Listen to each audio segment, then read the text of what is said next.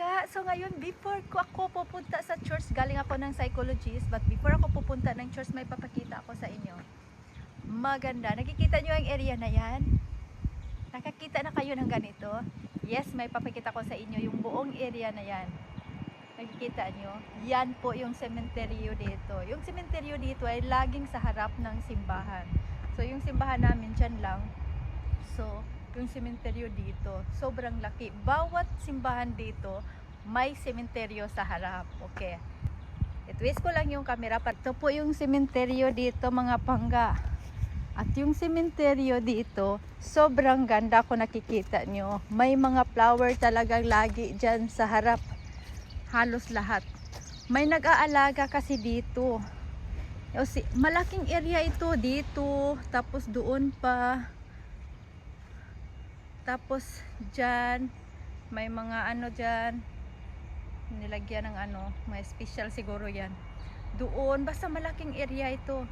At tapos hindi lang ito ha, kasi bawat simbahan, may sementeryo, bawat harap ng simbahan ito. Alam mo, sobrang simple lang sila dito. Simple lang talaga sila dito. Wala yung katulad sa atin sa Pilipinas, yung may mga pabahay, ganun, wala. Mga ganito lang talaga sila dito.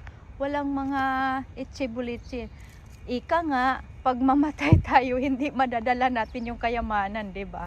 So ito na, wala sila dito. Kahit naman buhay pa sila, hindi naman sila talaga yung tipong taong nag-aano talaga, etchusa. Anong tawag doon? Basta hindi sila ganun yung tipong taong ganun. So, yan. Ito, may area pa para sa akin. Malaking area dito. Yan, ganun sila dito. Yan, tingnan mo, malaking area pa, 'di ba?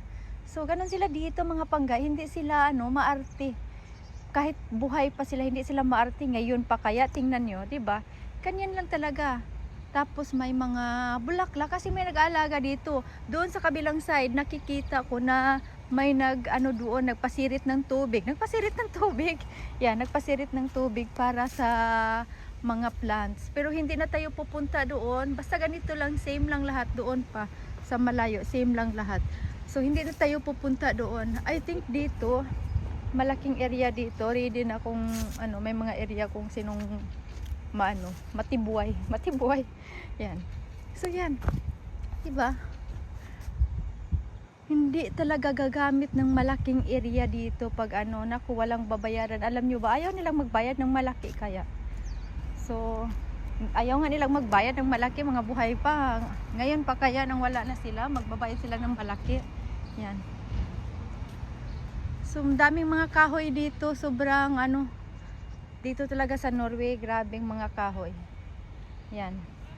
May nag-aalaga dito. Gusto kong magtrabaho dito.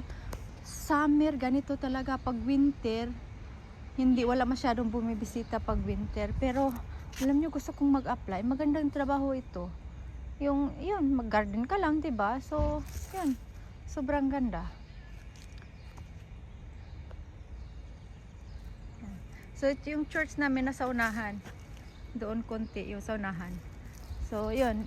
Dito, wala yatang dadaanan dito. Pero, pwede kaya kumulokso din, pwede na kumulokso kaya ang pural, gamay ra.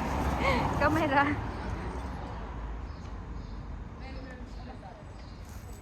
So, yan po. Tapos, punta tayo ng church. Yan. Nag-aabot dahil po ko kay gamay lang po kong babay. So, yan. Nandoon yun. So, ngayon, dito na tayo. At, punta muna tayo sa church. At ipakita ko sa inyo, yung church namin dyan lang talaga. Tapos while yung cemetery dito. Ganito sa Norway, guys, alam nyo, dito, bawat simbahan, sa harap ng simbahan ay cemetery. Hindi katulad sa atin, na sa harap ng simbahan ay pagkain or mga tindahan or whatever. Dito, cemetery. So, diretso na after mass sa simbahan, diretso na. Doon na lang ang lubngan. So, yun lang. Mga 1 minute na lang or seconds na lang lakad ko punta sa church. Bye bye for now, mga pangga.